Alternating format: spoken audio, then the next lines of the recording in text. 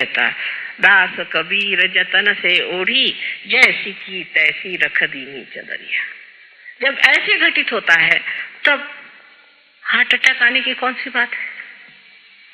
आत्मा संतुष्ट है आपसे, आप धर्म में बैठे हैं, जब मौका आएगा कुंडलिनी जागृत होगी और आप पटाख से पालेंगे, जिसे आत्म साक्षात्कार कहते हैं। आज समय बहुत हो गया है, लोग भी शायद परेशान हो गए। विषय तो बहुत लंबा चौड़ा है, हर एक चक्र पे ही बोलना चाहिए। विशुद्धि चक्र जो है श्री कृष्ण का चक्र है, इसमें 16 कलाएं हैं। इसी प्रकार 16 सब प्लेक्ससेस, जिसको कि हम पंखुड़ियां कहते हैं, हमारे अंदर है। और जो कुछ भी हमारे अंदर अ आ इ ई उ ऊ ए आई आदि जितने भी हमारे अंदर जिसे वॉवेल्स कहते हैं वो हैं, वो सारे इसके बीज मंत्र हैं। जिस वक्त आप कोई गलत मंत्र कहते हैं तो वो मंत्र की वजह से कोई गलत इंसान की प्रेतात्मा यहाँ के बैठ जाती है। जब आप गलत पूजन करते हैं, गलत तरीके से आप किसी भी मेडिटेशन को या किसी भी गलत गुरु के पास जा करके और दीक्षा लेते हैं, तो ये आपका चक्र पकड़ जाता है। ये चक्र पकड़ जाने से आपको अनेक बीमारियां होती हैं, उसमें से विशेषकर जो बीमारी होती है जिसे हम थ्रोट कैंसर कहते हैं, जो आपके कंठ के पास शुरू होता है और धीरे धीरे बढ़ते बढ़ते नीचे की ओर बढ़ता हुआ सारे आपके लंग्स को पकड़ लेता है। कैंसर उन लोगों को होता है जो बहुत से नाटक भी करते हैं भगवान के नाम पर। भगवान के नाम पर पागल जैसे कुछ बांध लिया सर पे, गले में कुछ पहन लिया और चिल्लाना शुरू कर दिया, अरे राम अरे राम अरे राम। ये सब नाटक करने की क्या जरूरत है? परमात्मा अंदर है, सब कुछ अंतर योग है। बाह्य में इस तरह के अनेक नाटक करना, कभी कुछ तमाशा करना, कभी कोई दूसरा तमाशा करना, अंतर ही तो जान पड़ता है कि गलत काम कर रहे हैं, और इसीलिए मनुष्य कभी कभी उसमें दोषी महसूस करता है। और कोई कोई लोग तो सभ्यता की दृष्टि से सोचते हैं कि हमेशा दोषी रहना ही अच्छा है। जैसे सवेरे उठिए, उनसे बात करिए, माफ करो माफ करो माफ करो। भाई क्या हो गया, आखिर क्यों परेशान हो रहे हो? ठीक से तो बात करो। सुबह से उनको यही लगता है कि मैंने कुछ न कुछ गलती कर दी है। अंग्रेजी भाषा भी ऐसी है कि बोलते वक्त हमेशा आई एम अफ्रेड। भाई काय के लिए अफ्रेड? आपसे तो दुनिया अफ्रेड है। 17 मरतबा I am sorry I am sorry I am sorry. Sorry है तो क्यों ऐसा काम करते हो? तो जिस आदमी में इस तरह की न्यूनता की भावना आ जाती है, वो भी लेफ्ट विशुद्धि पकड़ लेता है।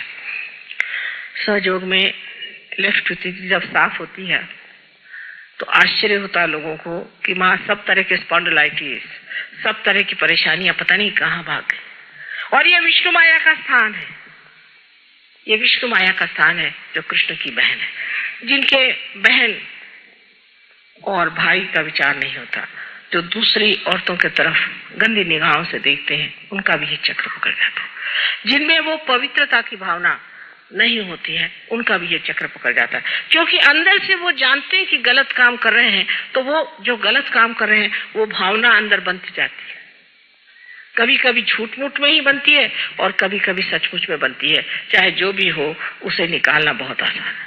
सबसे तो बुरी बात यह है कि सुबह से शाम तक बताया जाएगा तू बड़ा पतित है और मेरे लिए आप घर 500 रुपया ला दीजिए तो मैं तुम्हारे पाप मोचन कर दूंगा। माने आपका पैसा मोचन होते ही आपका पाप मोचन भी हो जाएगा। और फिर रात दिन यही खोपड़ी में डाला जाता है कि तुम पापी हो तुम पापी हो। तो मनुष्य सोचने लगता है कि वाकई मैं पापी हूँ। इसमें मैं देखती हूँ कि कैथोलिक धर्म के जितने भी लोग आते हैं उनकी लेफ्ट विशुद्धि हमेशा पकड़ी रहती, क्योंकि उनको तो जाके कन्फेशन करना पड़ता है कि मैंने पाप किया। अब किया भी नहीं होगा तो भी करना ही पड़ता है, क्योंकि जिस दिन चर्च में जाओ कहना ही पड़ता है। इस तरह की अजीब अजीब परंपराओं से भी मनुष्य इसको पाता है। गलत मंत्र कहने से हो जाता है, अनेक चीजों से लेफ्ट विशुद्धि पकड़ी जाती है। और कहना चाहिए कि आज भी सबकी वही ज्यादा पकड़ी हुई है। सिगरेट पीने से, तंबाकू खाने से सबसे लेफ्ट विशुद्धि पकड़ी जाती है। अब राइट विशुद्धि तो ऐसे लोगों की पकड़ती है कि जो बहुत जोर जोर से डांट के बोलते हैं, चिल्लाते हैं और बिगड़ते हैं और जिनका गुस्सा बड़ा तेज होता है और जो प्रेम से बात करना जानते ही नहीं और जो बहुत ज्यादा भाषण देते हैं झूठ मूठ के, जिनको कुछ ज्ञान नहीं, जिन्होंने आत्मा को पाया नहीं तो भी लेक्चर झाड़ते हैं, उनकी भी राइट विशुद्धि पकड़ती है। और राइट विशुद्धि जो है विट्ठल का स्थान है, श्री विट्ठल का स्थान है। इसको विट्ठल के मंत्र से ठीक किया जा सकता है। इससे लोगों को अनेक तरह की बीमारियां हो जाती हैं जिसका गले से संबंध है। बीच में श्री कृष्ण का स्थान है। जिस वक्त कुंडलिनी श्री कृष्ण के स्थान पर स्थिर होती है तब मनुष्य साक्षी होकर के उस योगेश्वर की लीला देखता है। ये सारा संसार लीलामय है। इसमें इतनी हड़बड़ाहट की, इतनी घबराहट की, इतनी परेशानी की कौन सी बात है? ये तो सब नाटक हो रहा है, सब नाटक देखते रहो। इस नाटक को देखना ही मात्र बन जाता है। जब आप देखते हैं कि नाटक है, थोड़ी देर तो घबराते हैं, उसके बाद जब स्थिर हो जाते हैं, आप स्थापित हो जाते हैं, तब आप जानते हैं कि ये नाटक है। और इस नाटक को जान लेना आपके लिए बड़ा ही सुखदायी होता है, क्योंकि फिर जो स्थित प्रज्ञ की भाषा है जो श्री कृष्ण ने बताई है वो सिद्ध हो जाती है। कहना नहीं पड़ता कि अब आप परेशान नहीं हो रहे। ऐसा आदमी परेशान ही नहीं होता। हमें यही आश्चर्य होता है, लोग सब तो परेशान हो रहा है। परेशान होने से तो कोई बात होने नहीं वाली, तो क्यों परेशान हो, बेकार में क्यों बर्बाद करें अपनी एनर्जी। लेकिन वो कहने से नहीं होता है। और हमें तो कोई लोग कहते हैं क्योंकि आप परेशान नहीं होते इसलिए हम आपके लिए परेशान होते। तो मैंने कहा ठीक है, अगर आपको परेशान होना तो होते रहिए, ऐसी कोई परेशानी की तो बात नहीं। अब थोड़े बताऊंगी कि आज्ञा चक्र जो है वो यहाँ पर सीता है और ये महाविष्णु का स्थान है। आज्ञा चक्र आपका बहुत जोर से चलना शुरू हो जाता है जिस वक्त आप बहुत ज्यादा सोचते हैं आगे में। यहाँ पर जब बहुत सोच विचार शुरू हो जाता है तब आज्ञा चक्र चलता है। आज्ञा चक्र तब भी चलता है जब मनुष्य अहंकारी होता है। जब उसमें अहंकार आ जाता है तो उसका आज्ञा चक्र बहुत चलता है। और ऐसा आदमी जब अहंकार के दमन का प्रयत्न करता है तो वो अपने ही छाया के साथ लड़ते रहता है। अहंकार भी अपनी छाया मात्र मिथ्या है, वो कोई चीज है नहीं, तो अपनी छाया के साथ लड़ता है। उससे लड़ते लड़ते जूझते जूझते वो भी थक जाता है। जब वो बहुत थक जाता है तब वो दूसरे मार्ग ढूंढता है, जैसे वो शराब पीने लग जाएगा या किसी और औरतों के घर जाना शुरू कर देगा भागने के लिए, अपने से पलायन करने के लिए। वो देख नहीं पाता अपने अहंकार को। और ये स्थिति बहुत लोगों की हो जाती है कि वो घबरा जाते हैं अपने अहंकार से कि बाप रे ये कितना अहंकार मुझे खा दे। इस अहंकार के कारण भी एक बड़ी बीमारी अब आने वाली है जो कि मैंने अमेरिका में बताई है। मैंने एड्स के बारे में बताया था, उसके बाद जो अभी नई अल्जाइमर की नई बीमारी शुरू हुई उसके बारे में बताया था, और अब तीसरी बीमारी के लिए बताया आई हूँ कि ऐसे लोग पैरालाइज हो जाएंगे जिनकी आज्ञा चक्र बहुत जबरदस्त चलेगा और जिनमें अहंकार बहुत बढ़ जाएगा, वो एकदम पैरालिसिस हो जाएगा। और पैरालिसिस होने के बाद वो इस तरह का पैरालिसिस होगा कि जब वो चेतन बुद्धि से कोई काम करना चाहे, कॉन्शियस माइंड से, तो कर नहीं पाए। ऐसे तो चलते फिरते रहेंगे और जब सोचेंगे कि मैं चल रहा हूं तो एकदम ठप से गिर जाएंगे। और ये बीमारी पहले अब शुरू ही हो गई है। हमने 2-4 पेशेंट्स अभी देखना भी शुरू कर दिया। सो अहंकार से लड़ने से नहीं होता है, अहंकार से जूझने से नहीं होता है। ये गलत फहमी है कि हम अहंकार से लड़ सकते हैं। अहंकार तो हमारी ही बनाई हुई मिथ्या बात है कि हम दुनिया भर की आफत को उठाए चल रहे हैं। मैं कभी कभी एक कहानी बताती हूँ कि कुछ लोग प्लेन से जा रहे थे, देहाती थे, उनसे कहा इतना सामान मत ले जाइए। तो उनका अच्छा ठीक है, वो प्लेन पे बैठे और सामान अपने सर पे रख लिया। कहने भाई हम तो इसका बोझ ढो रहे हैं। अरे जिस प्लेन ने आपको उठाया है वही इसका बोझ उठा रहा है। जिसने आपको बनाया है, जो करता भोगता सब कुछ है, वही सब कुछ कर रहा है। लेकिन कहने से नहीं होता। फिर ये कहूंगी ये कहने से नहीं होता, ये आपकी स्थिति है। जब ये स्थापित हो जाती है तब निर्विचारिता आपके अंदर स्थापित हो जाती है।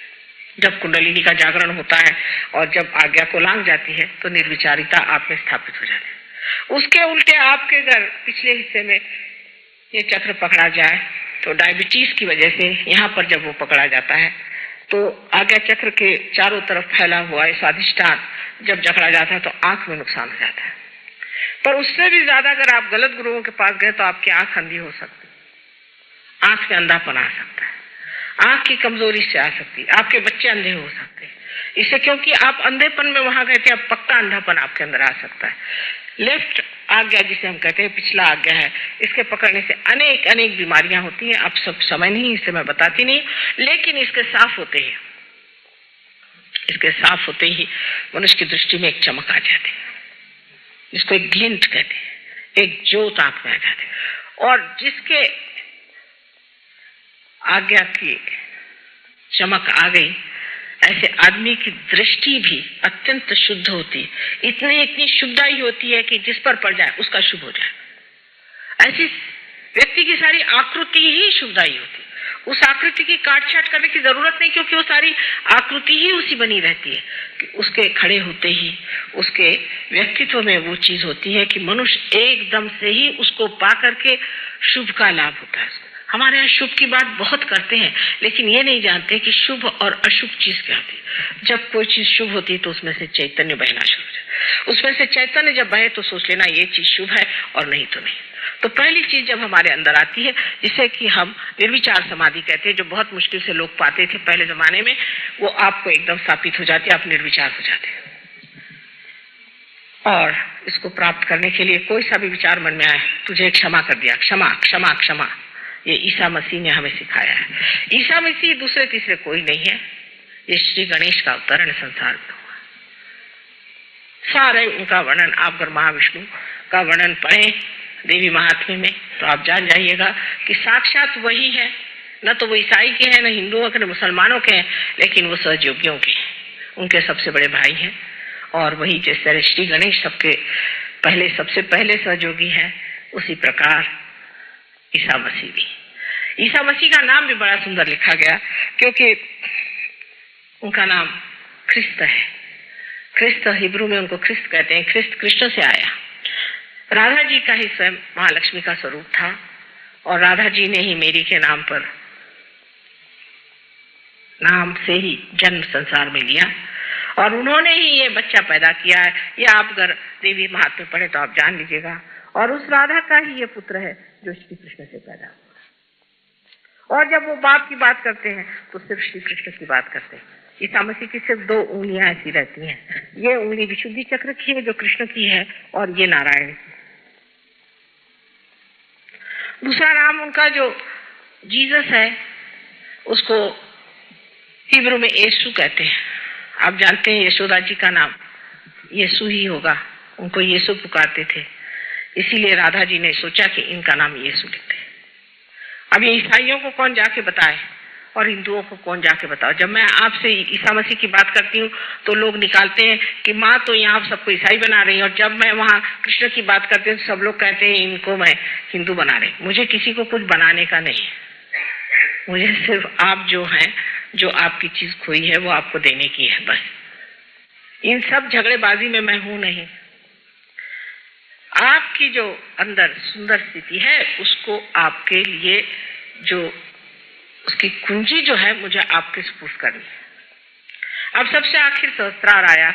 सहस्त्रार माने ये कि 1000 पंखुड़ियां से बना हुआ ये सहस्त्रार है, जिसे कि हम ब्रेन को अगर ट्रांसफर सेक्शन में काटें तो आप देख सकते हैं कि जैसे पंखुड़ियां जैसे उसके 1000 इस तरह से अलग अलग खंड दिखाई देते हैं साफ तौर पर। अब डॉक्टरों का झगड़ा है कि 9098 ही उसमें यह है नाड़ियां, और 2 कम है तो उससे झगड़ा करेंगे। 998।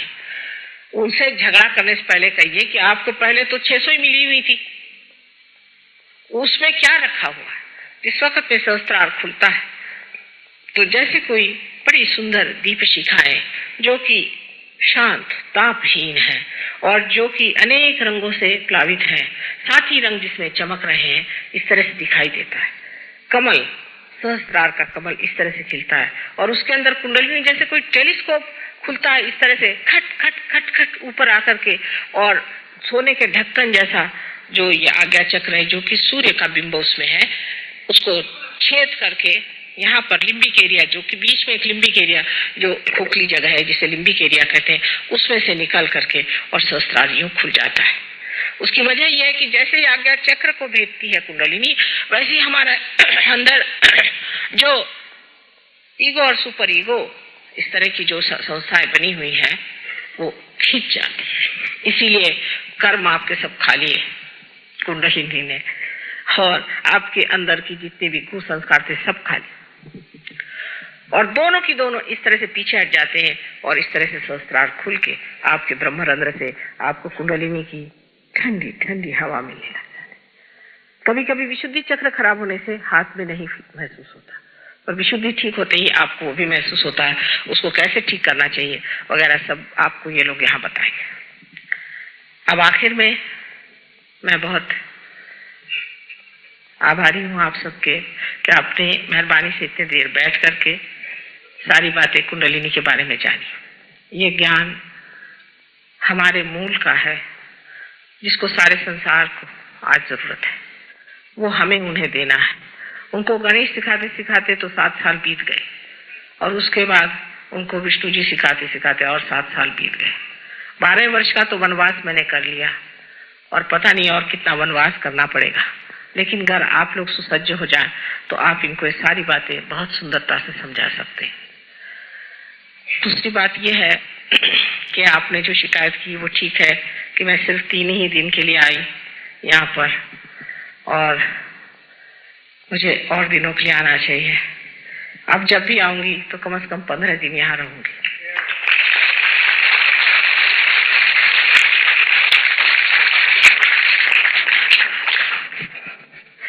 आशा है आप लोग बड़ी तादाद में आएंगे। किसी खुली जगह जमीन पर ये काम बहुत अच्छा होता है। अब मुझे तो नहीं मालूम था कि इतना सुंदर सभागृह बना है। ठीक है, यहाँ भी हुआ, पर जैसा कि अग्रवाल जी ने कहा कि चाहिए कि वहाँ का द्वार सबके लिए मुक्त होना चाहिए, और वहाँ जितने तादाद में लोग आए उतना ठीक है। मुंबई में तो हम लोग एक बड़े भारी हॉकी ग्राउंड में ही प्रोग्राम करते हैं, 7 से 8 हजार लोग आते हैं, तो वहाँ कौन से हॉल में बिठाएंगे उन्हें। हर जगह इसी तरह से करने से हमने देखा है कुंडलिनी का जागरण भी आसानी से हो जाता है। और आप लोग भी इसको मान्य कर लें कि कोई सर्वसाधारण जगह में बैठ करके ही ये कार्य किया जाए। इतनी आलीशान चीज कि कोई हमें खास जरूरत नहीं है, मिल गई तो नसीब, और नहीं मिली तो भी कोई हर्ज नहीं। एक सर्वसाधारण जहाँ पर कि हम लोग सब जमीन पर बैठ करके और इस कार्य को करें, वही मेरे लिए ठीक है। आशा है हम जल्दी ही मिलेंगे आप लोगों से।